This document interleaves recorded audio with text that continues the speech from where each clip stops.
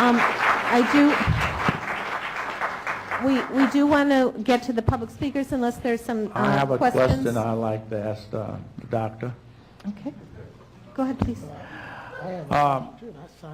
I think that your analysis of obesity in the country Costa County is quite accurate, especially here in Richmond, and also you've been involved in studies that show cancer rates also very substantial in this area. My question to you is, how do you calculate sugar sweetener beverages as being the primary source of the obesity when individuals also eat candy bars, cookies, cakes, ice cream, and other sweeteners? Ice cream is sweet, is sugar. So there are a host of other sugar contents. So why the emphasis upon beverages? It's a very good question. And as I said, the epidemic of obesity doesn't have one cause, and it's not going to have one solution. But the sugar in sugar-sweetened beverages is, as I said, one of the leading sources of essentially worthless calories. Not the only source, but certainly one of the leading sources, and a particularly insidious source because drinking those kinds of calories in sugar water doesn't create the same kind of satiation. Your body they're stealth calories in a lot of ways. If we look at the rate at which these calories are consumed, I think people don't really realize how much there is in sugar-sweetened beverages. The data that we have on our teenagers, our youth here in Richmond, basically it's survey data, and it's how many youth in these categories drink sugar-sweetened beverages once a day on the average, and then how many servings, and we calculate that, and these are estimates. I'll give you that. They're estimates. But that adds up to 150,000 calories a year. Now, conservatively, that's an extra 20 pounds a year, probably more than that, maybe 30 or more. If you could eliminate sugar-sweetened beverage calories and not replace them with something else, and those are two things we can't really do, at least not completely, the obesity epidemic is completely over. It's done. Now, it's not going to be eliminated by any one particular approach on sugar-sweetened beverages or anything else for that matter. It's going to take a combination of approaches. But sugar-sweetened beverages is one of the big causes of it. Well, do you think for one moment that if the city of Richmond provide a extra tax, or even if they went so far as to eliminate all sugar sweeteners within the city of Richmond, that residents within this city will not go outside of this city, will not purchase these beverages from someplace else and bring them in?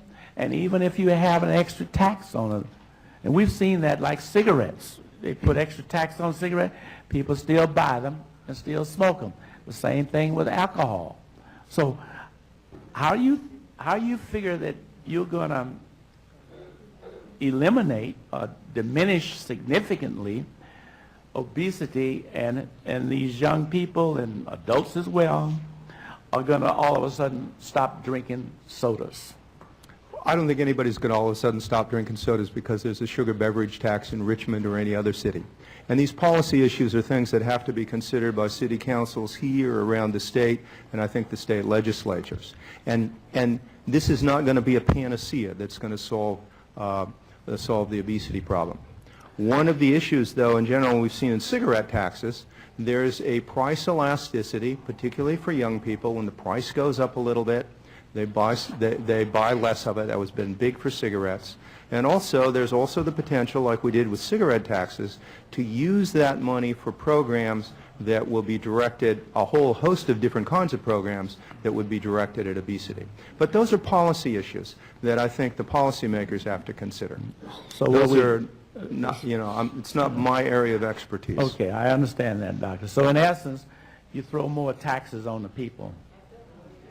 And You took 15 minutes to articulate. All right, all right, please, let's Mayor, have Madam quiet. Mayor, as I understood, I had the floor, and we had made an agreement that we would not interrupt each other. We would allow each person to conduct their own inquiry. Now, if you want to change the rules and say, Nat, you no longer can continue your discussion with Dr. Bruner, then I will relinquish the microphone. So whatever you want to do. You, the mayor, call the shot. All right, I just basically want to have council members ask questions and get their Well, answers. So Okay, go and I ahead. don't appreciate being interrupted. Okay. I sat here and I listened to you. I didn't say one word. And I don't appreciate you interfering with my discussion when I'm speaking, or anyone else. Okay, proceed, Councilmember Bates. Now, I've sort of diverted from my train of thought, thanks to the great doctor over here. So, anyway, I'll relinquish the... You were talking about the tax burden. I want to say something, council members. I'm trying to focus, I have my own personal opinions on what policies ought to be done. Right. But I'm not the elected policymaker. Yeah. So I'm trying to focus on the health and scientific issues. Okay, that's what I wanted to stress, is that as a doctor, medical professional, you're concerned about the health. I am. The other aspects is taxing of people, and that's a policy decision That's that this correct. council has to make. That's right. You're not advocating extra tax on A, B, C, or D, and F.